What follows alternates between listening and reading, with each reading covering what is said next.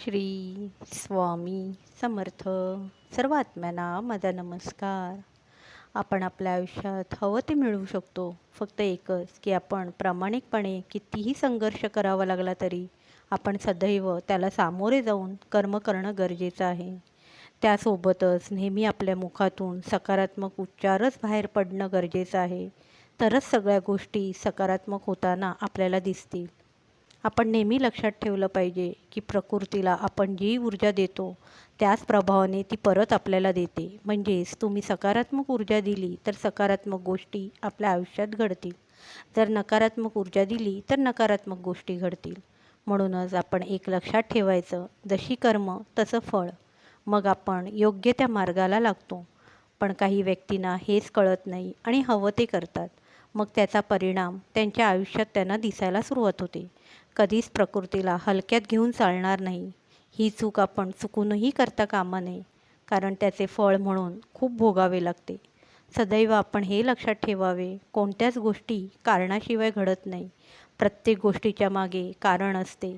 या छोट्या छोट्या गोष्टी आपण समजून घेतल्या की मग आपल्या आयुष्यात येणाऱ्या समस्यांचं काहीच वाटत नाही. काही गोष्टी विधिलिखित असतात तर काही गोष्टी कर्माप्रमाणे घडत असतात.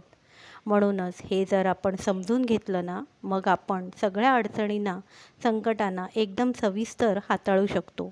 तसंच इतरांना देखील ह्या गोष्टी समजून सांगितल्याने इतरांना देखील ह्याचा फायदाच होतो. म्हणूनच कधी स्वार्थी भाव ठेवून नये. जे ज्ञान आपल्याला आहे ते इतरांना न अहंकार ठेवता सांगण्याचा प्रयत्न करावा, शिकवण्याचा नाही. तरच चांगले यश पदरी पडेल. पण जर शिकवण्याचा प्रयत्न केला तर मात्र प्रकृती आपल्याला शिकवल्याशिवाय राहणार नाही. म्हणूनच सदैव आईचं नाव मुखात ठेवा. आईच्या कृपेने जे घडत आहे आपल्या आयुष्यात ते योग्यच आहे हे समजून आयुष्य व्यतीत केलं की आयुष्य सुरळीत चालते. कारण आपल्यासाठी काय चांगलं, काय योग्य आहे हे आपल्यापेक्षा आपल्या आईला माहीत असतं.